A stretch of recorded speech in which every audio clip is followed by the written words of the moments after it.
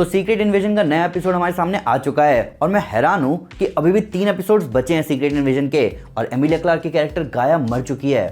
ऐसा कैसे हो सकता है? तो इस एपिसोड ने माहौल थोड़ा टेंस कर दिया था और कहीं ना कहीं हमें फ्यूरी की हिस्ट्री भी देखने को मिली कि कैसे एजेंट फ्यूरी डायरेक्टर फ्यूरी बना।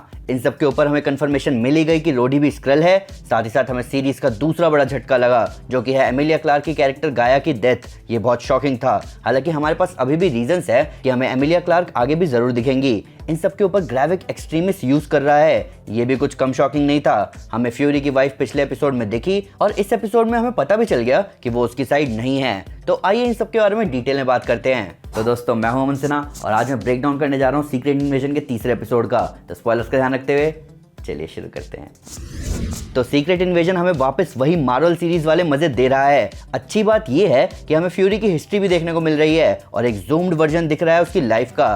तो इस एपिसोड की शुरुआत में हमें फ्लैशबैक दिखाया जाता है 1998 का, जहां फ्यूरी स्क्रल वेरा से इंटेल लेने आता है। अब यहाँ फ्लर्टिंग को इग्नोर किया जाए तो ये इंटेल है ड्रेकॉफ के बारे में जिससे हम मिले थे ब्लैक विडो मूवी में, और ये इंटेल उसी टाइम दी गई है जब हॉकाई को भेजा गया था नताशा रोमनॉफ को मारने के लिए।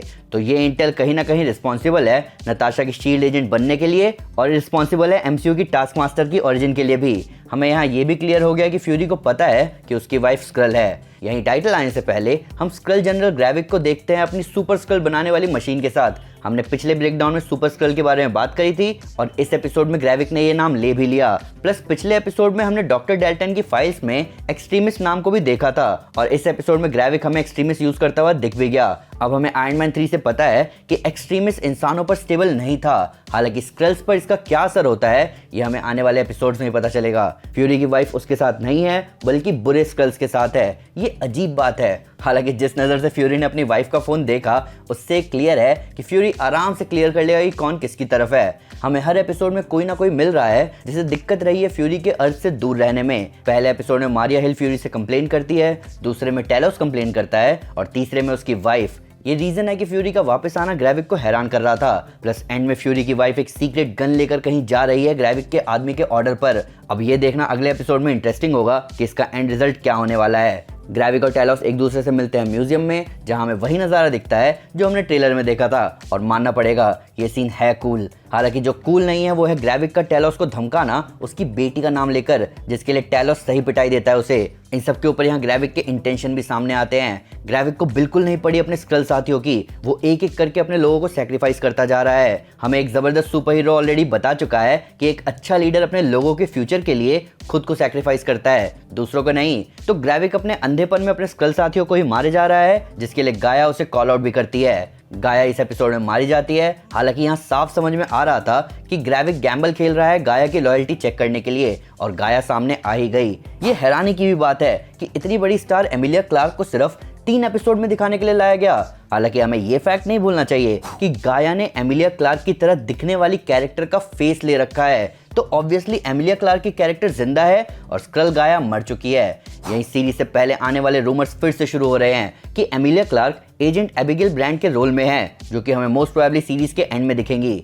फ्यूरी और टेलोस के बीच अनबन हमें देखने को मिली, जहां टेलोस ने फ्यूरी को कन्फ्रंट किया कि आज तक जो भी फ्यूरी ने किया वो पॉसिबल हो पाया स्क्रल्स की वजह से। हमें कहीं ना कहीं एमसीयू में निक फ्यूरी की हिस्ट्री भी यहाँ समझ आ रही है कि कैसे निक फ्यूरी इतना इंपॉर्टेंट आदमी बना, कैसे उससे पूरे टाइम कुछ भी छुपा हुआ नहीं था। ये सब पॉसिबल हो पाया स्क्रल्स की वजह से और टेलोस बस चाहता है कि फ्यूरी सिर्फ थैंकफुल बिहेव करे इसके लिए। हालांकि फ्यूरी के पास भी कई ट्रिक्स है अपने खुद के। इन सब के ऊपर फ्यूरी टेलोस को बचाता है अपने सिंपल फैक्ट से कि कोई उसे निक नहीं बुलाता। अब पिछले एपिसोड में ही रोडी ने फ्यूरी को निक बोला था, तो अभी ये बात बिल्कुल क्लियर है कि रोडी स्क्रल है और फ्यूरी को इस बारे में पता है। मिसाइल स्ट्राइक वाला सीन बहुत इंटेंस था, जहां टेलोस ने मिसाइल स्ट्राइक और पॉसिबल वर्ल्ड वॉर रुकवाया, पर इसके बदले उसने अपनी बेटी को खो दिया। तो अब आगे के एपिसोड में फ्यूरी अकेला नहीं होगा जो कि ग्रेविक की बैंड बजाए निकलेगा। तो दोस्तों ये था ब्रेकडाउन सीक्रेट इन्वेजन के तीसरे एपिसोड का। जब हर एपिसोड की क्वालिटी ऐसी हो तो हर हफ्ते वेट करने में भी मजा आता है। पर फिर भी अगर से कोई डिटेल मिस हो गई हो या आपको इसको नया फैक्ट इस वीडियो से रिलेटेड तो प्लीज़ हमें कमेंट पे जरूर बताएं या हमारे सोशल मीडिया हैंडल पर हमारे साथ शेयर करें। हम हर जगह हैं। तो दोस्तों अगर आप डेडपूल को पूरे मार्वल यूनिवर्स को खत्म करते हुए देखना चाहते हैं तो मैं आपको हमारी Deadpool kills the Marvel universe comic series recommend करूंगा। साथ ही साथ अगर आपको वीडियो पसंद आया तो इस वीडियो को लाइक और शेयर जरूर करें और ऐसे कई सारे सुपर कंटेंट के लिए हमारे चैनल को सब्सक्राइब करना ना भूलें। Thank you guys. This is Aman Sinha and you are super. Peace.